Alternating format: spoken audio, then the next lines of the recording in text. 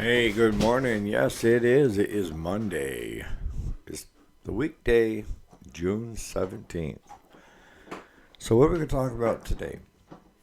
Well, I thought today we would go into what we've been talking about now for the past week, 2 weeks, a year is, lawnmower repair in general, right?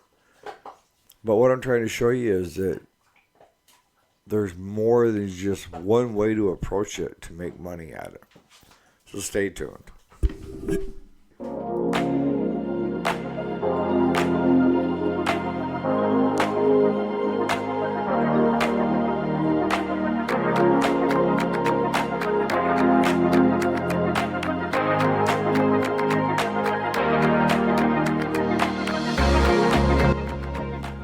All right, welcome back. My name is Eric, if you didn't already know it, and this is the weekday. And today is Monday, so starting of the week. Now, what I tried to do is because I think that, people say, well, the market is too saturated with repair shops. And that's kind of baloney because that tells me the person isn't interested in putting in the time and the energy to find a niche within the market. And, your good chances are, if you're doing it right, you're going to have a bunch of naysayers telling you it can't be done. And to me, that's what I need. I need to prove it can be done, right? And flipping, even just flipping lawnmowers, chainsaws, what have you, there is niches within that market. I've got guys that will go around and buy this stuff or pick it up on the side of the road and they will sell parts. And they know use parts online. And they know what parts sell and what parts don't. And the parts that don't sell, they throw into a heap. You see at a lot of places of scrap, and then they sell the scrap for money. Not as much as what they're getting for everything else. But over time, the market has shown them through sales what people are using and breaking the most that they're willing to buy online because of the expense of buying a new part, right? And case in point, we did a Frankenstein build here a while ago. We talked about it. And it had a Kawasaki liquid cooled engine on it. And Claude and I had talked back and forth on it. And I said, just make sure he knows we're keeping the Kawasaki. Claude said, we don't want it. It's not worth anything. We've got a radiator in here that we couldn't sell from the last one. So I'm telling you, this is the way I'm going to do it. So I talked with the guy, and he said no, he didn't want it. Maybe we could use it for parts. I sold just about everything but the crank and the crankcase. The heads, valves, radiators, shrouds, you name it. I stripped that Kawasaki engine down quite a ways. Right down to the cam gear. Because the cam gear was steel in that instead of being the plastic that they've got now. So don't try to be like everybody else. That's the key. You have to find your own way and find your own niche within a niche to go after. And it may take a while depending on what you're doing. The first couple of years of me putting the online catalogs together, when I had to practically write my own programs. I was a programmer and I could do scripts, and that's I spent so much time just building a script to upload part by part, And now it's all automatic. All you do is copy and paste because it's eBay and Amazon have both got bulk upload tools that you can use. So, but back then when I did it I didn't see hardly any money for the first couple of years. But then all of a sudden people were starting to look online because internet was getting faster, cheaper, convenience. They didn't have to go to the store, they didn't have to go anywhere. And there was no competition to speak of. Shortly after I was on there, Jack Small Engine joined and then got right out. Randy's Small Engine is still on there, I think, but he's dealing mostly in new old stock Homeline. But there wasn't hardly anybody there. And when it took off, you couldn't stop. It just was going. So I had to keep hiring people to keep up with the orders and customer service. But that just goes to show you that it can be done, even in a saturated market. But it all depends on you. Now, I agree with you, Barry, on, if you're running a repair shop, flipping stuff, you have to think about it before you can't just sell junk, all right? And I know there's different levels of flipping. You have the guys that, buy the truckload of scrap, bring it home, and they piecemeal a machine together out of 10 that they got sitting out there in the boneyard, and they got a mini Frankenstein. I can't do that because my reputation is on the line of putting out quality work. But even like the tractor I was telling you about that I flipped, we used all one summer, and I wanted to make sure there was no hiccups, no bumps, no issues before I listed it. The chainsaw that was given to me here last week, I'm going to take that into the woodlot here this fall and run it before I throw it up on Marketplace for somebody else to buy. Because I can't do the quick flips. And I think if you're running a business, you can't do it, the quick fix or the quick flips, because it'll come back and bite you in the ass, right? If you're just a guy, retirement age, and looking for some side money, yeah. But I'll tell you right now, if you do quality work on your flips, you're going to have people knocking down your door wanting you to fix their stuff versus doing flips. And, one of you said that when you do the repairs on stuff, that you have to take into consideration that, you may have to buy the person a whole new machine. Oh, not so much. I mean, you're trying to get experience, right? But we all can spot a turd, right? The one that the guy is never taken care of. You see more wrong than good, and the guy's dumping it in your lap to fix. And those jobs, most often, the best thing to do is say, no, not a chance. If you're just doing service work, see, we're not doing engine teardowns anymore. At least we aren't.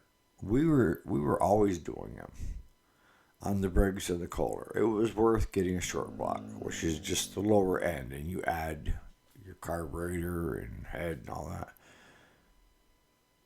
Or, new piston rings or new rings in it.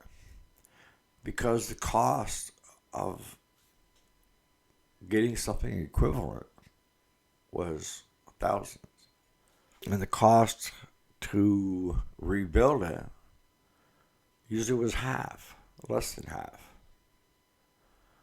But now that they've cheapened the engines so much, you could get one issue fixed, but now all the rest of the parts have got so many hours on it. So now you're gonna be chasing your tail on it.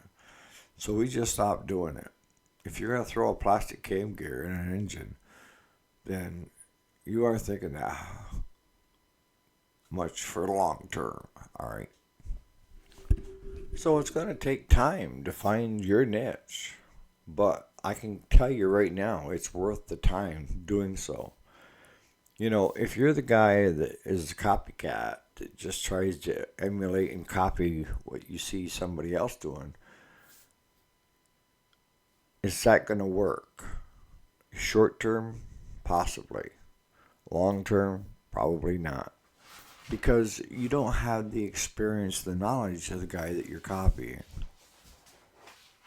And most often the case, the guy you're copying, you don't see the real stuff that's happening inside when it comes to business expense, reputation, and all this other stuff that is not seen by these copycatters.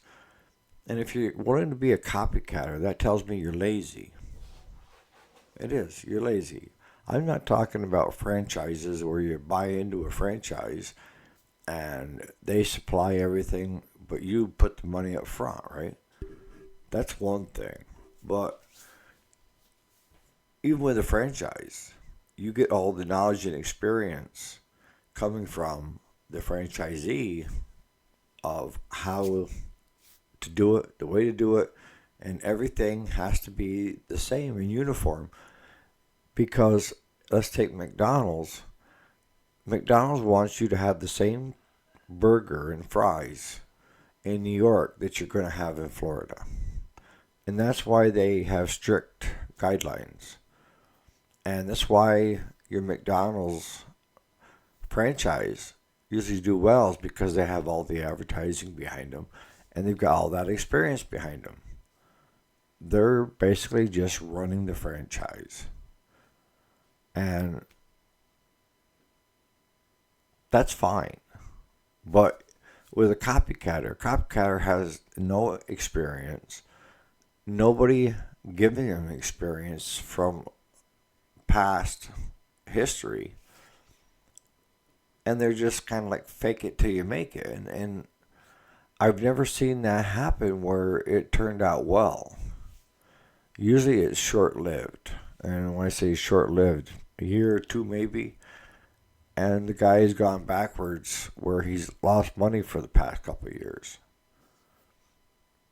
You didn't put the time in. You were looking for the quick jump in, crank it up, and make money, right?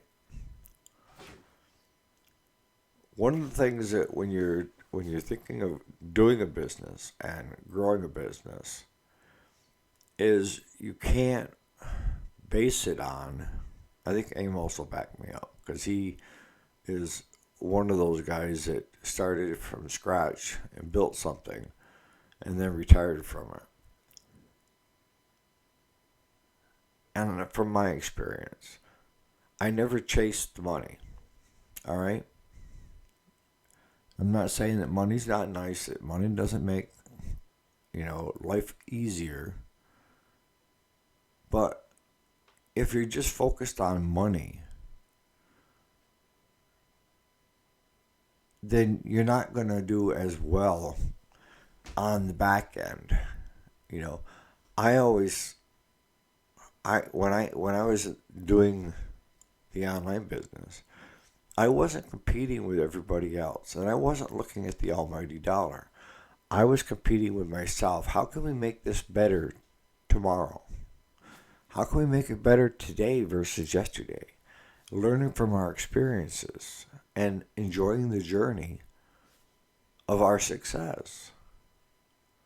And I watched over the years a ton of people that tried to copycat us. I mean, they took our photos, our listing, everything, and just smacked it on and made their listing instead of going and doing the work. and we turn them in, and a lot of them got blackballed from selling on eBay and Amazon. But that's lazy. It means you're trying. I mean, just YouTube in itself. If you're trying to become a viral YouTuber, you think the best way to do it is to watch a bunch of these asinine people act stupid, and it goes viral. But how many people have acted stupid and it went nowhere?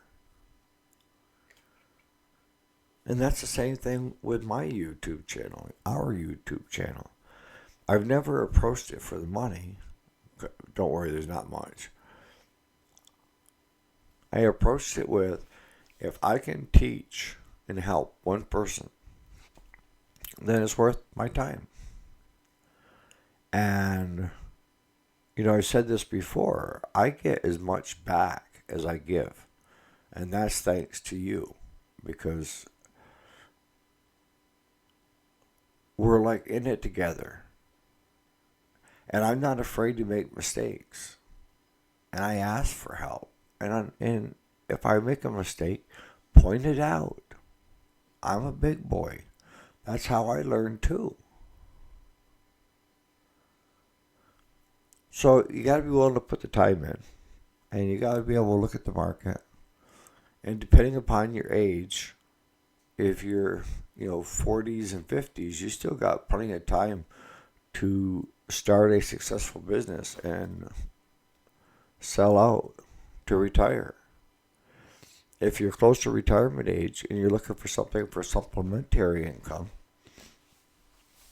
you're looking at it at a different mindset, is what I'm getting at.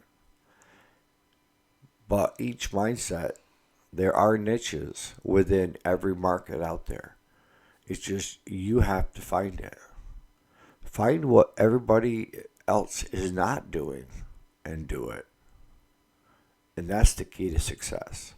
So on that note, I'm going to hop out of here. We got a bunch of hay to do today. Hopefully you guys had a good Father's Day yesterday. My son was here Saturday all day, helping me with mowing hay and everything. And I told him to spend time with his boys yesterday. My daughter and two of her kids came down from up around Champlain, about a couple hours drive, and spent the day with me, which was very nice. And what I ended up with her is I had a fifth wheel camper, and she was trying to find, cheap getaways for her and the kids that they could go to. It wouldn't cost much for like mini vacations. So I gave her the fifth wheel camper. We parked it across the road where I've got power. And I said, you know what? That's yours. You can come and go as you please. Anytime you want. You got the four-wheelers and the side-by-side right here in the garage. Take them whenever you want. I'll make sure I've got gas on hand, so if you guys get low on gas, and enjoy yourself. So that's one way I've been able to see her and the kids more often, is I gave them a cheap getaway. A way to get away and have vacation and not put, set the bank on fire where you have to take a second mortgage. So on that note, we'll catch you here bright and early tomorrow morning. And on that, you guys have a great day.